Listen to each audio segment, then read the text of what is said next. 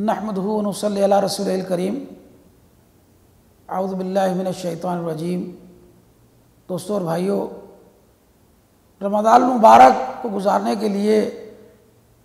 اس محبوب کو گلے لگانے کے لیے، اس کی رحمتیں، اس میں رب کی محبتیں، مغفرتیں، عنایتیں لوٹنے کے لیے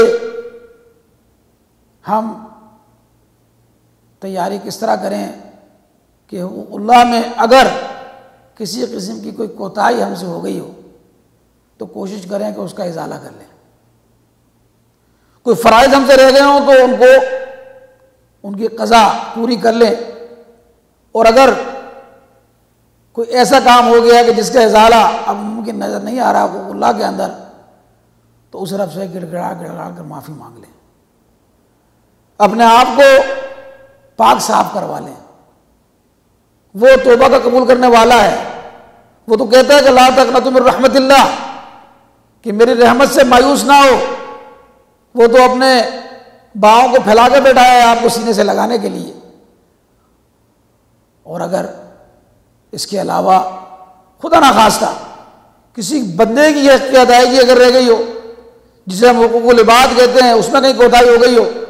تو یاد رکھیے اس پورے رمضان آپ جد و جہد کرتے رہیں، سب کچھ کرتے رہیں، لیکن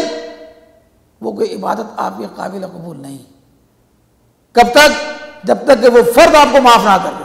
جب تک کہ وہ حق اپنا معاف نہ کر دے۔ تو لہذا میرے دوستوں، میرے بھائیوں، میری بہنوں، اگر کوئی حقوق العباد میں کوتاہی ہو گئی، کوشش کریں کہ اس بھائی سے، اس بہن سے، اس سے بالمشافہ ملاقات کریں اور جا کر معافی مانگ لیں۔ اور اگر اتنی ہمت اپنے اندر نہیں پاتے تو ایک کام ضرور کریں کہ تحریراً لکھ کر اسے ضرور پہنچا دیں۔ آج تو دور ہے، میڈیا کا دور ہے، آپ اسے لکھ کر ای میل بھی کر سکتے ہیں، آپ لکھ کر واٹس ایپ بھی کر سکتے ہیں، آپ لکھ کر اس کو SMS بھی کر سکتے ہیں۔ اس کو بتا دیں کہ میرے بھائی اور میری بہن، کہ مجھ سے تیرا فلاں حق جو ہے وہ غصب ہو گیا اور میں یہ گناہ کر بیٹھا، تو مجھے آپ جو ہے وہ معاف کر دو۔ تو اس سے اس کو وہ حدیث بتائیے کہ جس میں معاف کرنے کی فضیلت بیان کی گئی، اس میں رب کی عنایات بتائیے کہ اگر وہ مجھے معاف کر دے گا، اور پھر اس کے ساتھ آگے کے لیے آپ مخلص ہو جائیے۔ اگر کوئی آپ سے ناراض ہے یا آپ کسی سے ناراض ہیں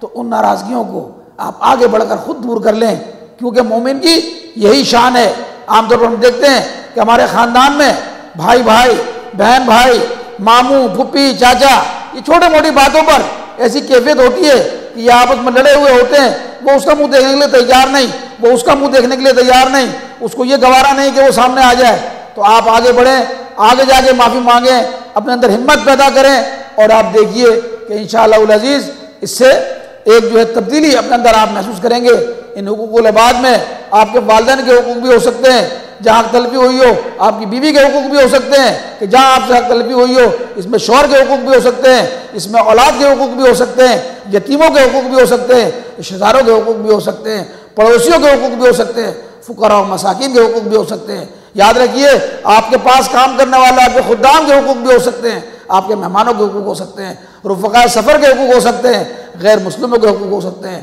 غرض کہ جو بھی آپ کے آس پاس بستے ہیں، آپ کے آفس میں کام کرنے والے، آپ کے ساتھ ورکر، ان سب کے حقوق ہو سکتے ہیں۔ تو اگر کسی کا حق کسی بھی وجہ سے آپ سے جو ہے وہ کسی کی حق تلفی ہو گئی ہو تو اس کو معاف کرا لیں، تاکہ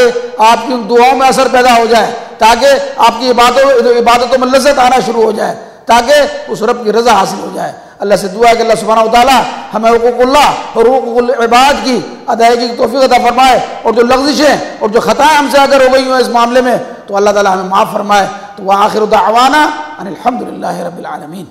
اللہم صلی علی سیدنا محمد وعلی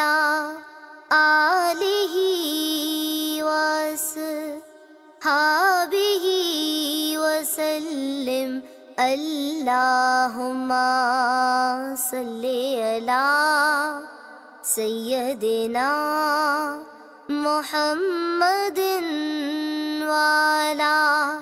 آلہ وأصحابه وسلم.